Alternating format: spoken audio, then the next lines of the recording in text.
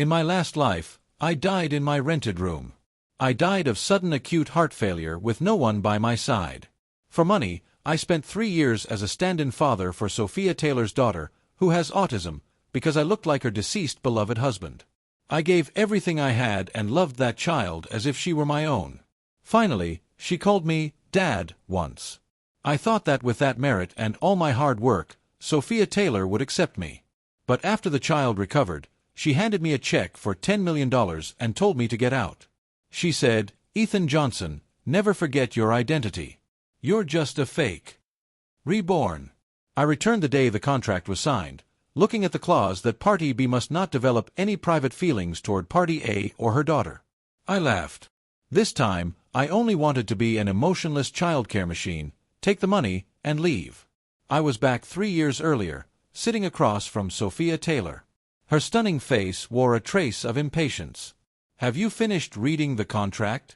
If there are no issues, sign on the table," she said, setting the humiliating fake father contract I'd signed in my last life. One clause was blindingly obvious. During the term of the contract, Party B shall not develop any private feelings for Party A, Sophia Taylor, or her daughter, Luna Taylor.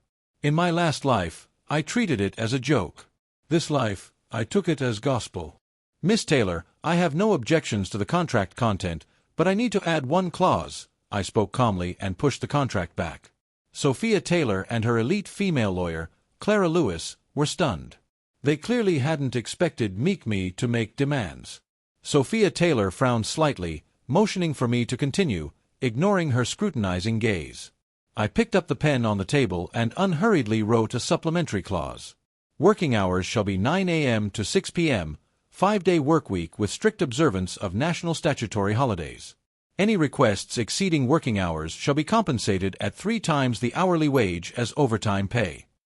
After writing the clause, I paused, then added, "Additionally, I am only responsible for Miss Luna Taylor's daily care and psychological counseling. I will not participate in Party A's family affairs, nor provide any form of emotional consolation or extra services." The air went silent. Clara Lewis's expression looked as if she'd seen a ghost. And on Sophia Taylor's perpetually icy face, a crack appeared. She probably thought it preposterous that a man who'd do anything for money would bring up labor law and boundaries. In my last life, to please her, I was on call 24 hours a day, always available, living like a high-end nanny. In the end, I was labeled a fake. Given a second chance, I didn't want to love anymore. I just wanted to make money and live well. "Mr. Johnson," Clara Lewis cleared her throat, trying to salvage the situation. "You may have misunderstood. Ms. Taylor means that you need to devote yourself wholeheartedly to the young lady's recovery." "I understand." I interrupted her and looked at Sophia Taylor with a firm tone. "Precisely. Because wholehearted devotion is required, clear rest times are necessary to ensure my working condition and professionalism. Miss Taylor, you're hiring me to heal your daughter, not to hire a cheap, multi-purpose maid, right?" I looked her straight in the eyes.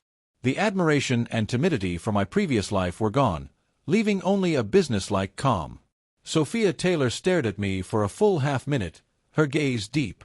Just when I thought she would slam the contract in my face, she suddenly let out a soft laugh. Then she picked up the pen and signed her name on the contract. "All right, we'll do it your way. I hope your professional ability can live up to the demands you've set." I breathed a sigh of relief.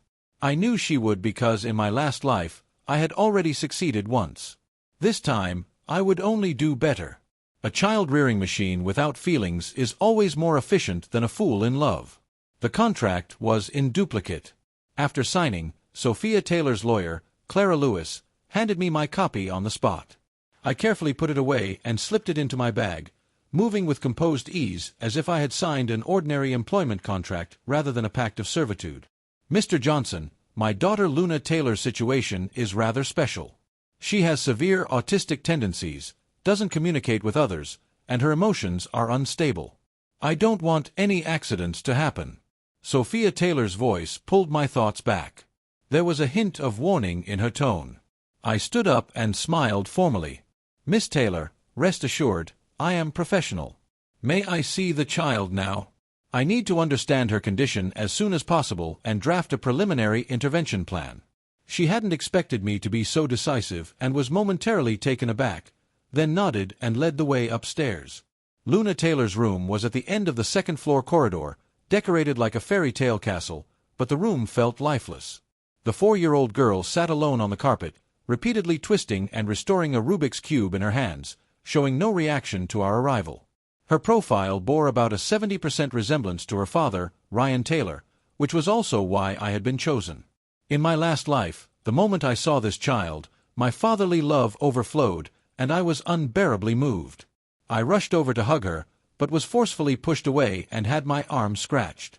This time, I stood at the doorway and watched her from afar without approaching. She doesn't speak or look at people. The doctors say Sophia Taylor's voice was a little hoarse. I know, I interrupted calmly. Miss Taylor, from now until 6 o'clock in the evening is my working time. To ensure the effectiveness of the intervention, please do not enter this room arbitrarily and have the nanny, Martha White, refrain from disturbing us.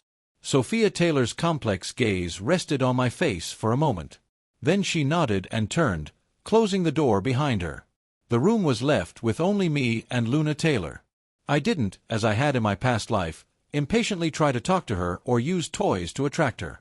I simply moved a small stool to sit 3 meters away from her and took out a Rubik's Cube, imitating her, twisting it over and over. No talking, no approaching, no forcing. I made myself into a presence that would not pose any threat to her. This is the most basic environmental adaptation therapy in behavioral psychology. First, let her get used to my presence and eliminate her guard. In my last life, I was blinded by love and used the clumsiest and most wrong methods, taking many detours. 1 hour, 2 hours.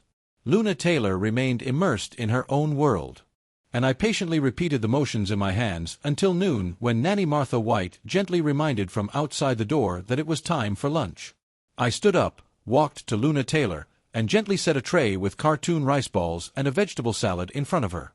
Then I returned to my spot, took out another identical lunch, and ate it in small bites. Throughout the process, I remained silent. She didn't touch that lunch. I didn't urge her. After finishing mine, I cleared the tray away. In the afternoon, I tried a different approach. I took out a tablet, played a slow-paced marine documentary at low volume, then resumed sitting in the corner reading my professional books. The day passed quietly like that. At 6 sharp, I got up on time, packed my things, and facing Luna Taylor's back, said formulaically, "Luna, see you tomorrow." After saying it, I opened the door and walked out without a trace of reluctance. Sophia Taylor was standing outside, apparently waiting for a while. She frowned when she saw me come out and asked, "You sat there all day just like that?" She probably expected me to, like her late husband, Ryan Taylor, embrace and win over that child with endless gentleness and patience. "Miss Taylor, trust takes time to build, especially for children with psychological trauma," I explained calmly. "Forcing our way into her world will only make her raise higher walls. Today was only the first step. Then will you get her to speak?" She seemed displeased with this less-than-efficient approach. "I can't give a precise timetable." I looked at her neither humbled nor arrogant, but I can assure you every step I take is guided by professional theory. If you don't trust me, you can terminate the contract at any time. After saying that, I nodded to her, walked around her, and went straight downstairs. "Ethan Johnson," she suddenly called after me from behind. I stopped, not turning around. "Stay for dinner." There was a faint, barely perceptible, probing tone in her voice. I glanced at my wristwatch. 6:05. "Sorry, Taylor," I turned to face her with a professional smile. "It's already past working hours. And the contract clearly states that my job does not include dining with you." With that, I ignored the instant clouding of her expression and walked out of the villa that had suppressed all the joys and sorrows of my past life.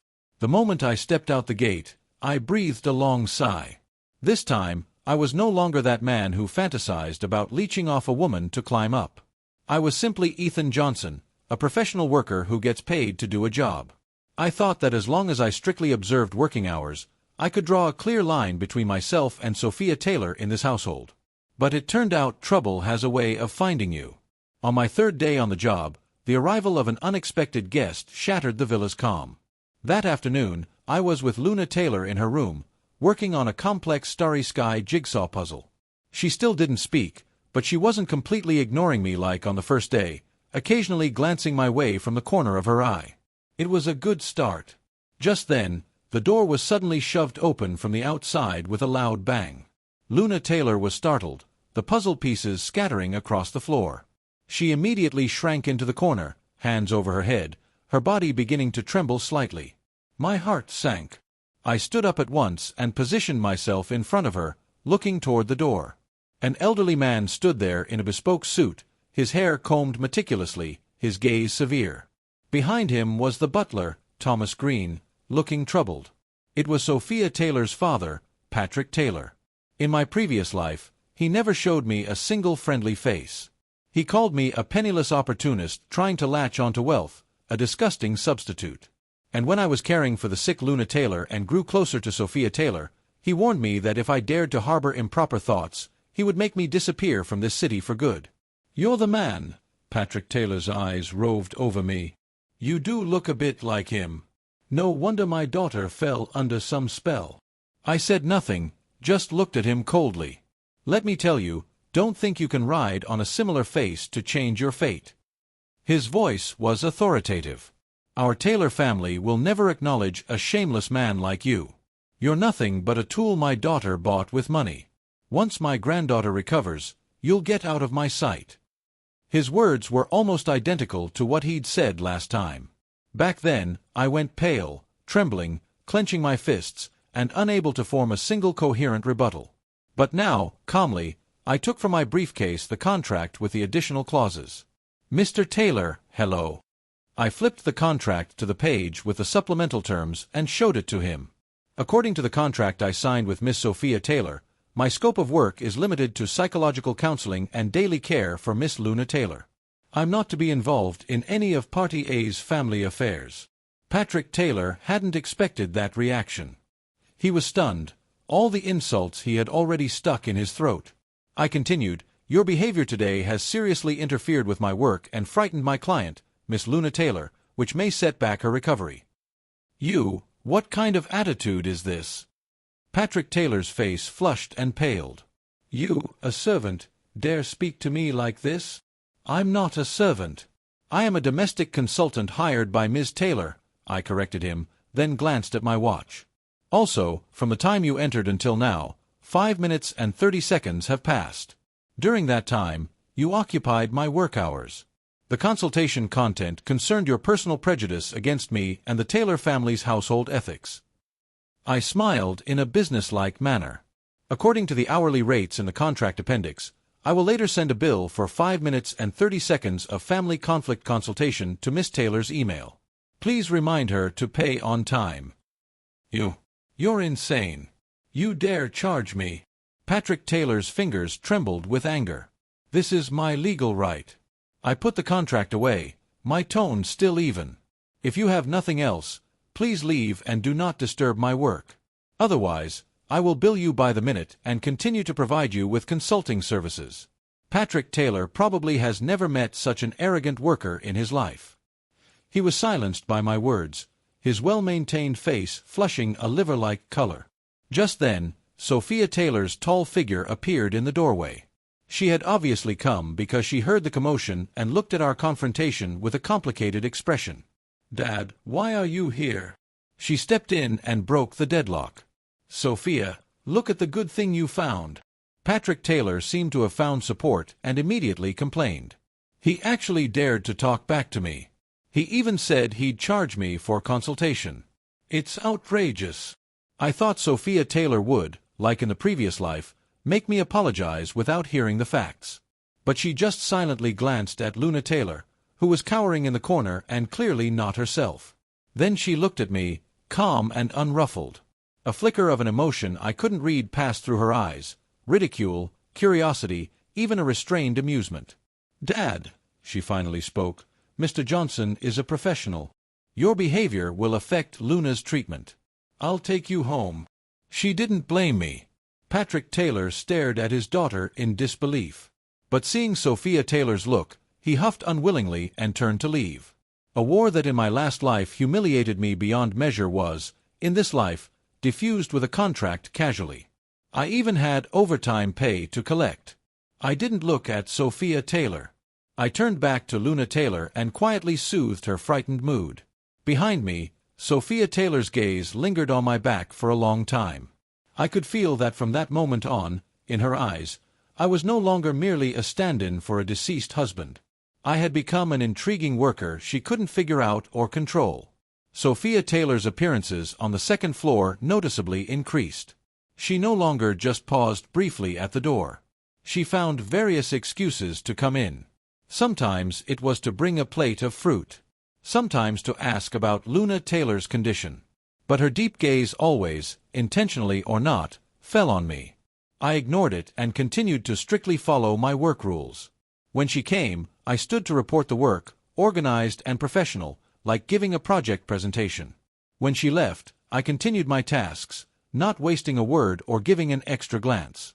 My coldness and distance, like an invisible wall, kept all her probes out, and Luna Taylor, under my procedural companionship, improved day by day. She no longer resisted my closeness and would even tug at my sleeve to make me play with her. She remained silent, but there was light beginning to appear in her eyes. In the blink of an eye, a month passed. That afternoon, the sun was just right. I was teaching Luna Taylor to make little animals out of colored clay.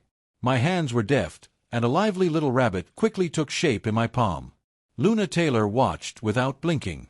She reached out her small hand and carefully touched the rabbit's long ear, then looked up at me. It was the first time I saw such a clear emotion in her eyes, longing and affection. I handed the little rabbit to her and encouraged, "You can try, too." She took the little rabbit, cradling it like a treasure in her palm. Then, imitating me, she picked up a piece of white clay and began to clumsily shape it. Just then, the study door opened, and Sophia Taylor came out. She probably wanted to check on her daughter and stepped lightly.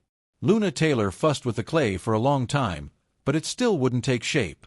She grew anxious, her little face flushed, and she looked to me for help. I took her small hand and guided her. "Don't worry, look here. You roll it into a ball. Here, you pinch a bit."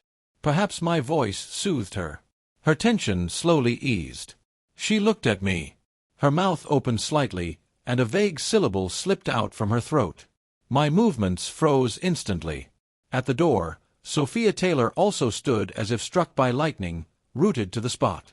Luna Taylor seemed unaware of the earth-shattering thing she'd just done. Seeing I didn't react, she tugged my sleeve again a little urgently and called once more, "Ethan, not the daddy that in the last life plunged me into ruin, but Ethan my name." At that moment, something struck my heart hard. I looked into Luna Taylor's clear eyes, and reflected there was the whole image of me, Ethan Johnson, not the shadow of another man. The overwhelming impact left me speechless for a time. Sophia Taylor hurried over. She crouched down, looked at her daughter, her eyes gleaming, her voice trembling slightly with emotion. "Luna, what did you just say?" "Say it again." But Luna shut her mouth like she'd been startled and retreated back into her shell. No matter how Sophia Taylor pressed, she wouldn't speak again. Sophia Taylor's gaze finally fell upon me. That look was indescribably complex. Shock, ecstatic joy, and something burning I had never seen before in her eyes. All day, Sophia Taylor seemed unsettled. At 6 o'clock in the evening, I packed up on time, ready to leave. "Ethan Johnson," she called after me, her voice a little hoarse. "Tonight, don't go. Stay and have dinner with us. Consider it, celebrating Luna speaking." Her tone carried a hint of insistence that couldn't be refused. Yet, in her eyes, there was a glimmer of hope. If this had been my previous life, I'd have been flattered and disoriented. But I calmly raised my wrist and checked my watch. Then, in front of her, I took out my phone, opened the timer app, and hit start. The clear beep sounded in the quiet living room. I looked up to meet her stunned gaze, wearing the standard detached professional smile. "All right, Miss Taylor. It's 6:01 p.m. Overtime begins now.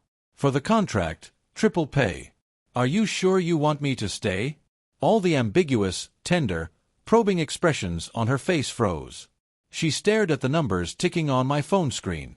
For the first time, A look approaching frustration and loss of control crossed her beautiful face. She probably never imagined that one day someone would shatter the atmosphere she'd so carefully crafted in this way. I could feel something churning violently in those deep eyes of hers. She realized that the man in front of her was like a handful of sand you couldn't grasp. The harder she tried, the faster he slipped away.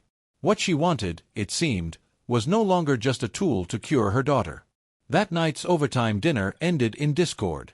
When I accurately reported the overtime duration, 23 minutes and 7 seconds, equivalent hourly pay $2,520. Sophia Taylor's expression could no longer be described as merely displeased. She said nothing, only silently had the butler, Thomas Green, transfer the overtime pay along with that month's salary to me. After that, Sophia Taylor's attitude toward me became increasingly strange. She no longer tried to probe me with suggestive words or a sentimental atmosphere, but switched to a more direct, clumsy approach. For example, she would suddenly buy me an expensive name-brand watch, saying, "So you can record work time more conveniently and improve efficiency." I checked the price in front of her and then transferred the equivalent amount back to her with a note. "Thank you for your concern, Miss Taylor. The timer function is built into phones. I shouldn't take company property." Another example, she would have the kitchen prepare dishes she knew I liked, then stop me as I was leaving, saying, "There's too much. Throwing it out would be wasteful. Take it home." I would smile and reply, "Thanks, Miss Taylor, but I live alone and can't eat that much." I suggest the company improve procurement processes and establish accurate meal counts to avoid waste. After a few such incidents, she visibly grew haggard. Dark circles under her eyes deepened, and she would occasionally lose focus in meetings. Several times I saw her standing alone by the study window, brows knitted, lost in thought. I had a vague sense that something was wrong with her, but I didn't bother to investigate. Whatever she became was none of my business. I just had to do my job, wait out the contract, take the money, and leave. That day, I was helping Luna Taylor with rehabilitation exercises when Sophia Taylor's assistant, Daniel Brown, hurried over. "Mr. Johnson, M. Taylor." Daniel's face was anxious. "She's had a headache since this morning and just fainted in the study. Could you?" My heart skipped. In my previous life, she seemed not to have this problem. "Did you call an ambulance?" I asked calmly. "Yes, it's on the way, but she seems really uncomfortable and keeps saying she's cold. Could you go see her?" Daniel wiped his sweat. I frowned, handed Luna to the nanny, Martha White, and hurried toward the study. In the study, Sophia Taylor lay on the sofa, eyes tightly shut, face pale, her forehead beaded with cold sweat. She seemed trapped in some nightmare, murmuring words unconsciously. I stepped closer and finally heard her broken mutterings. "Don't go, Ethan Johnson. I'm sorry it's raining. The umbrella's cold, don't die." It felt as if the blood in my body froze at that moment. What she was saying sounded like the day in my last life when she had driven me away. It had been a late autumn rainy night. She threw a check in my face and told me to get out. I had no umbrella, dragging a suitcase alone through the cold rain for a very long time. In a final scene of me dying in my rented room, unable to pay the heating bill, freezing to death from heart failure that bitter winter. How could she possibly know about those scenes? "Mr. Johnson," Daniel Brown's voice pulled me back. I snapped out of my reverie, forcibly suppressing the tumult in my chest, and hurried to the sofa. Her forehead was chilling to the touch. "Keep her physically warm," I ordered. "Bring a blanket and a hot water bottle under my direction." Everyone began to move in a calm, orderly manner. The ambulance arrived quickly. After checking her, the doctor said it was an acute stress reaction caused by overwork and excessive psychological pressure. Sophia Taylor was taken to the hospital. The villa fell silent again, but I couldn't calm down. How could she have dreamed about things from a past life? Could it be she'd been reborn too? The thought flashed through my mind, and I immediately dismissed it. No. If she had been reborn as well, she wouldn't have treated me that way from the start. She would have known long ago that hardline wouldn't work on me. Then how to explain those dreams? All day I was restless. Even when I was with Luna Taylor, I found myself distracted. At 6 o'clock in the evening, I left work on time. As I walked out the villa gate, I turned back on an inexplicable impulse. In my last life, I had longed so desperately to have a place of my own here. In this life, I only wanted to get away. Whether those were dreams or something else, I refused to be dragged back into that hell. I took out my phone, opened my notes, and typed one line: 2 years and 11 months until the contract ends. Stay rational. Don't create unnecessary trouble. I closed the phone and merged into the city traffic without looking back. Time is the best medicine and the quickest catalyst. In the blink of an eye, the 3-year contract reached its final day. During these 3 years, Sophia Taylor's nightmares seemed never to stop. Her personality changed drastically from initially cold and domineering to increasingly silent. The looks she gave me always carried pain and struggle I couldn't decipher. She still tried to be kind to me in clumsy ways, but I met it all with professional distance. As for Luna Taylor, she had transformed from a little hedgehog living in her own world into a 7-year-old who could laugh and play and tug on my sleeve to cuddle. She could now attend an ordinary primary school. Aside from being a bit more introverted than her peers, she was no different from a normal child. She still called me Ethan out of habit, affectionately and naturally. Sophia Taylor never corrected her, though each time she heard, her eyes dimmed for a moment. Today was the last day of the contract. My resignation paperwork had long since been completed. I placed a 100-page thick Luna Taylor growth and subsequent care handover manual on Sophia Taylor's desk. It detailed every aspect of Luna's past 3 years: her dietary preferences, daily routines, emotional triggers, and response plans for various situations down to specifics like her fear of thunder and needing a nightlight to sleep. This was my final and most important deliverable as a childcare consultant. Miss Taylor, the manual is all here. If you have any questions later, you can contact my lawyer, James Wilson, at any time. Sophia Taylor didn't look at the manual. Her gaze was locked onto my face, bloodshot veins visible at the corners of her eyes. "Do you really have to go?" Her voice was hoarse and rough. "The contract has expired," I answered succinctly. "I can give you double, no, 10 times the salary. Just stay." She was almost pleading.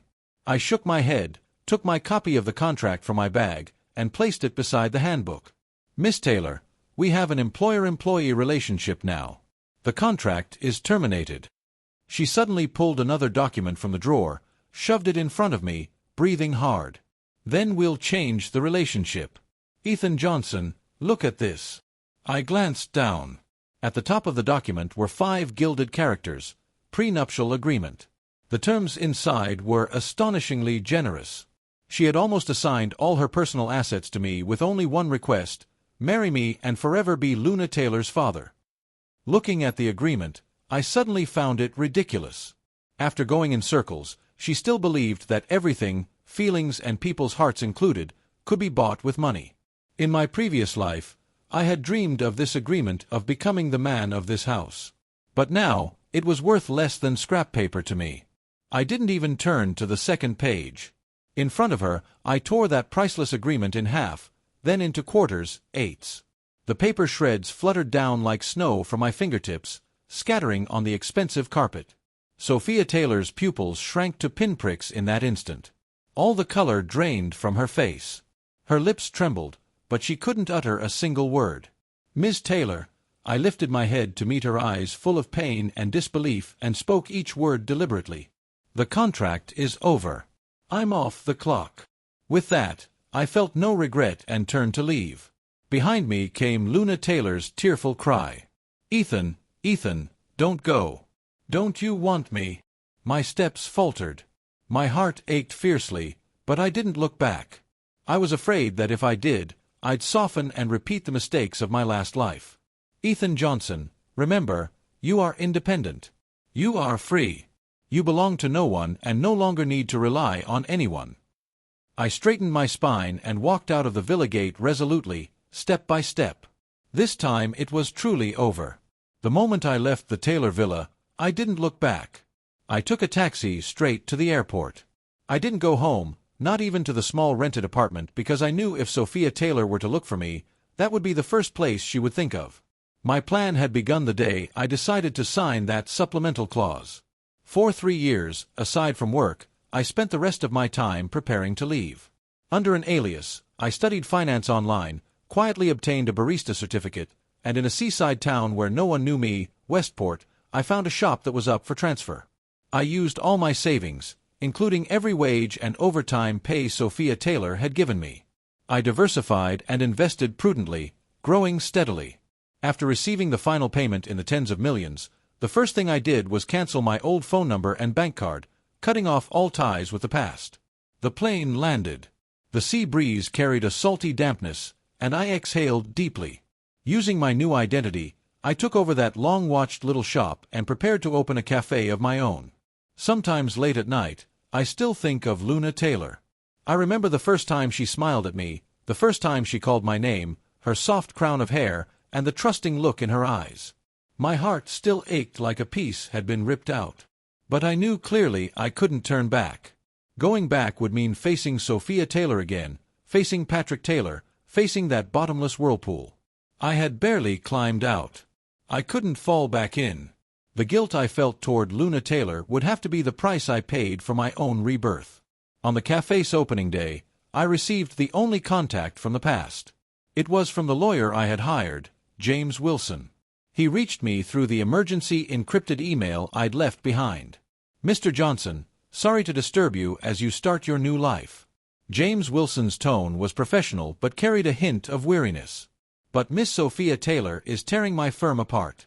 She's using every connection she has. She's gone mad looking for you." My heart tightened. My fingertips holding the phone went slightly white.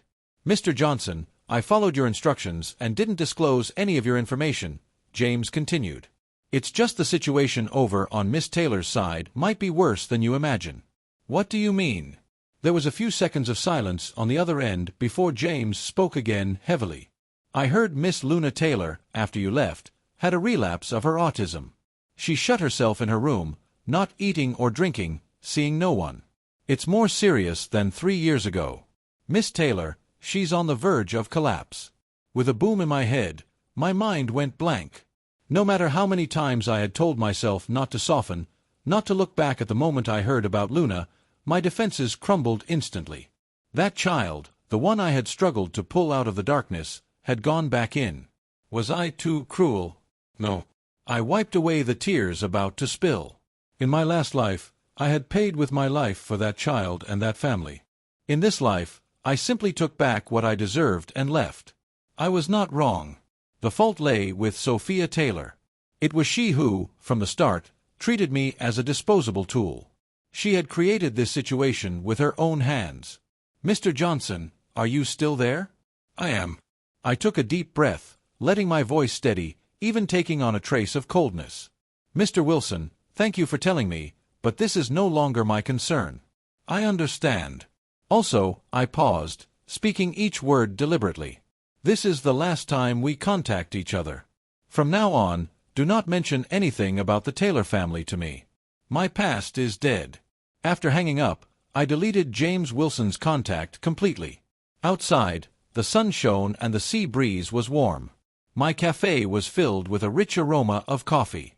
My world had begun to collapse the moment Ethan Johnson left. First, it was Luna. She locked herself in her room, the same as 3 years ago, silent, refusing food and drink. I brought in the best psychiatrist in the world, but they were helpless at that closed door. I knew that what could heal her was never any doctor, only Ethan Johnson. I searched for him as if driven mad. I checked all his records and discovered that the ID was fake. The name was fake. Everything was fake. He was like a ghost who appeared out of nowhere and vanished the same way, passing through my life. Apart from taking my daughter's soul, he left nothing behind. What followed were the nightmares that had haunted me for 3 years. They grew clearer and more coherent, like a black-and-white film looping in my mind. And the protagonist was Ethan Johnson. That Ethan Johnson in this life, calm, distant, prickly, was in my dreams, loving me with a humble, fierce devotion. I dreamed he clumsily learned to cook for me, burning his hands until they blistered. I dreamed he held sick Luna, keeping watch for days and nights without sleep. I dreamed that when he looked at me, his eyes shone with a starlight I had never cherished. Then the scene changed. I dreamed I coldly flicked a check in his face. "You're just a fake. Now it's time for you to exit," I said, high and mighty, cruel. I dreamed he wandered in the rain, distraught, his thin silhouette stretched long by the street lights. He didn't cry. He only hugged himself and walked step by step into boundless darkness. The final scene was a shabby rented room. Winter, no heating. He wrapped himself in a thin blanket, curled on the bed, already cold. On his bedside was a clay rabbit. It was the first toy he had made for Luna. He'd always carried it with him. He died like that, quietly. No one knew. When this vivid, complete dream, so real it felt like lived memory, finished playing in my head, I jolted awake from the office sofa. Outside, it was already daylight. I was drenched in cold sweat. My heart ached as if it might split. I finally understood. I finally understood why Ethan Johnson in this life had been so different from the start. Why he signed those icy clauses. Why he remained unmoved by all my affection. Why he left so decisively, without a trace of reluctance. It wasn't that he didn't love me. He was afraid to love again. He came back to life carrying the heartbreak and despair I had crushed with my own hands in the last life. And I, the architect of all his pain, had forgotten everything. In this life, I had been so foolish as to try to control him and hurt him in the same way. A howl of pain burst from my throat like a madwoman. I swept every document, computer, and ornament from my desk to the floor. Shards flew. The clatter seemed to mock my stupidity and failure. I was wrong. Ridiculously wrong. I thought I loved the shadow of Ryan Taylor. I thought I only sought him for Luna. But only now, when the image of his death in the last life merged with his resolute retreat in this one, did I awaken. What I loved was never a shadow. What I loved was the Ethan Johnson who awkwardly learned to cook for me.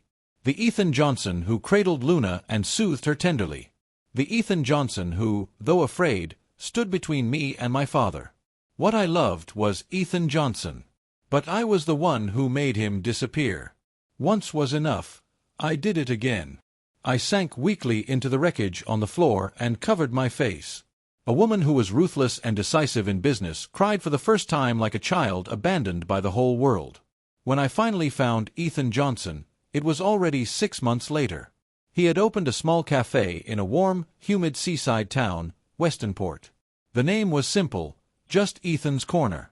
The moment I found him, I was in the middle of a long, anxious transnational video conference.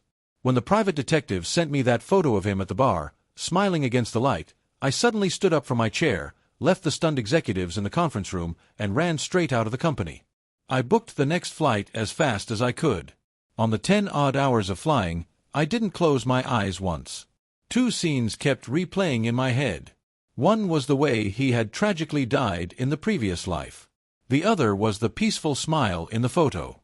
The 2 images intertwined like countless needles piercing my heart. After getting off the plane, I didn't even have time to go to a hotel. I went straight to the cafe. Across the street, I saw him. He was wearing a simple white linen shirt, hair softly falling over his forehead. He was leaning over to brew a pour-over coffee. The afternoon sun poured in through the window, lighting him up. In that moment, he was unlike any version I remembered. Not the humble stand-in, not the indifferent employee. He was just himself, Ethan Johnson. And Ethan Johnson I had never truly understood. My legs felt like they were filled with lead. I couldn't take a step. I was afraid my appearance would shatter that quiet, would make him run away again. I stood in a little shop across the street the whole afternoon, staring at him stupidly until he closed and went home. The next day, I changed into the plainest casual clothes and walked into the cafe. He was explaining coffee beans to a customer. When the bell over the door rang, he looked up and habitually smiled. "Welcome." When his gaze fell on my face, the smile on his features froze instantly. Those once clear eyes registered shock first, then were replaced by thick suspicion and disgust. My heart felt as if it had been violently stabbed. "What are you doing here?" His voice was colder than winter sea water. I had a mouthful of things prepared to say, apologies, confessions, explanations. But under his stare, I couldn't utter a single word. In the end, I did the clumsiest thing and pointed at the little blackboard beside him. "I came for coffee." He snorted a laugh full of mockery. He didn't refuse my business. He made my drink with practiced efficiency and told me the price. I paid, took the coffee, and left the cafe in humiliation. From that day on, I became his most regular customer. I went every day, come rain or shine. I didn't dare mention the past. Didn't dare mention Luna. Didn't dare speak more than necessary. I would quietly order a coffee, then leave. The branded sports car I gave him, the keys to the mansion, the company share documents, all were returned to me intact. Attached was a cold little note, payments settled. Do not disturb. I tried to help him move a heavy sack of coffee beans once. He immediately called over one of his part-time boys and, polite but distant, said to me, "Ma'am, thank you. We can handle it ourselves." I became a joke in a shop. The neighbors all knew me, the strange admirer who came every day for coffee but didn't dare say a word to the handsome owner. They could all see the love in my eyes. Only he pretended not to notice. He kept me out of his world with an invisible wall. No matter what I did, I couldn't get an inch closer to him. For the first time, I understood what helplessness feels like, what bitter regret is. The person I pushed away with my own hands, now, no matter how hard I tried, wouldn't even glance back at me. Sophia Taylor's pursuit lasted a full year. Spring, summer, autumn, winter, the 4-season cycle went by. She became like a shadow, blending into the backdrop of my new life. At first, her presence annoyed and angered me. Gradually, I even grew accustomed to it. She came to the shop every day at the same time and ordered the plainest Americano. She said little, paid, and left. The coffees she bought piled up in that apartment across the street from the cafe, so many you could open a convenience store. She never mentioned Luna Taylor again, never spoke of the past. She stubbornly asserted her existence in this clumsy way. The neighbors moved from initial gossip to indifferent acceptance. A well-meaning aunt even advised me, "Ethan, I think that woman sincere. Give her a chance." Sincere? I scoffed inwardly. Her sincerity was too cheap and it came too late. I admit I'm no saint. Faced with her day-after-day persistence, when I saw her get a long cut on her arm from shielding me from a falling billboard, when I heard she had moved Taylor Group's headquarters to this small town to stay here, my heart wavered, if only for a moment. Maybe she really had changed. Maybe I should. But reason always pulled me back from the edge at the last moment. The scar called the past ran deep in my bones. Touch it and it bled. I couldn't gamble. I couldn't afford to. The tug-of-war ended one rainy night, identical to the night I left in my last life. Late autumn, a torrential downpour. The shop had few customers, and I was about to close early. As I was halfway down with the rolling shutter, a drenched figure stumbled under the eaves. It was Sophia Taylor. She had no umbrella. Her expensive coat was darkened by rain and clung to her. Her hair was messy and dripping. She looked utterly wretched. Still, she clutched a bouquet to her chest. My hand froze on the shutter's pole ring. We stared at each other through the half-closed door. She panted, rain tracing her cheeks, her eyes showing a vulnerability and plea I had never seen before. "Ethan," she finally said, her voice, "can I come in and get out of the rain?" I was silent for a moment, then let go. She stepped into the shop and offered me the bouquet as if she were giving me everything for you. I lowered my gaze. It was a carefully wrapped bouquet of fully bloomed white roses. The petals were still beaded with rain, pure and immaculate. In that instant, every remaining, not yet sprung doubt in me turned to ash. White roses. They were the favorite flowers of her late husband, Ryan Taylor. I had forgotten to tell her they were also the flowers I hated most. Then I understood completely. No matter how much she repented each day, no matter what she did for me, in her subconscious eye, Ethan Johnson was still the shadow of Ryan Taylor, a repayment for past debts. The one she loved was the image of me she imagined into being, the worthy me she needed for her own redemption. She had never truly looked at me or tried to understand me. I did not take the bouquet. I looked up at her, my face bearing an unprecedented calm. "Miss Taylor," I said softly, "the language of white roses is pure love. Beautiful, but it doesn't suit me." The hopeful expression on her face slowly froze. "This shop doesn't welcome you either." I walked to the door and pulled the rolling shutter back down, leaving only a one-person wide slit. Take your past, your deep feelings, and your love for someone else and leave my life. Ethan, I'm not, she scrambled to explain. But I gave her no more opportunities. I completely lowered the rolling shutter. I turned off the lights in the shop and let the darkness envelop me. I could hear her outside pounding on the door again and again, stubbornly calling my name. But I paid her no more mind. This time it was her turn to feel the despair of being abandoned by the whole world on a cold, rainy night. And I, Ethan Johnson, was